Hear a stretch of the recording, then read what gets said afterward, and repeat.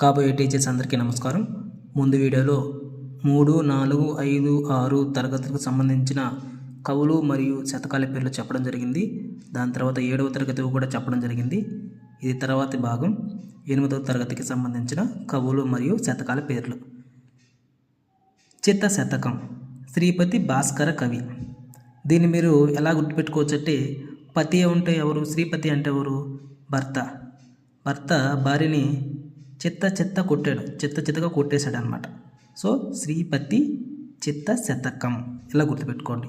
తర్వాత భాస్కర శతకం రాసింది మారద వెంకయ్య.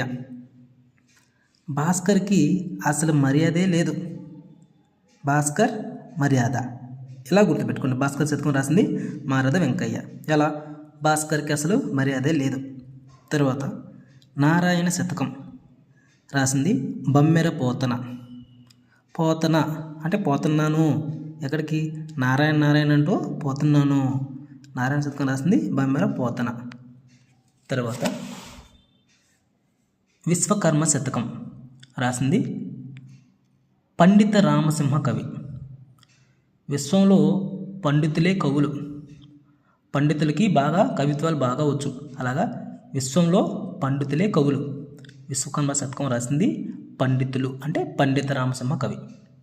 తర్వాత వెంకటేశ్వర శతకం రాసింది ఆసూరి మరిగంటి పురుషోత్తమాచార్యులు.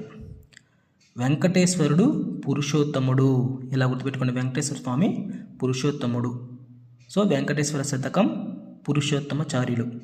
తర్వాత శ్రీ భాకవ రాంజనేయ శతకం రాసింది వెంకట్రావు పంతులు. ఈ వెంకట్రావు గారు బాకీ ఉన్నాడంట. చూడండి ఇక్కడ బాకీ అనుకోండి. శ్రీ భాకవ రాంజనేయ శతకం రాసింది వెంకట్రావు పంతులు. వెంకట్రావు గారు బాకీ ఉన్నారు. తర్వాత నరసింహ శతకం ఇంతకుముందు కూడా వచ్చింది. నృసింహ శతకం అని ఒకటి వచ్చింది. నృకేసర శతకం అని. ఇది నరసింహ శతకం. నరసింహ శతకం రాసింది కాకుత్సం శేషప్ప కవి.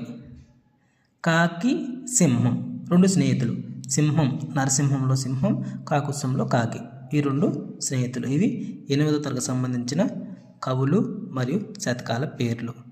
తర్వాత వీడియోలో 9వ తరగతికి సంబంధించిన కవులు మరియు పేర్లు చెప్తాను.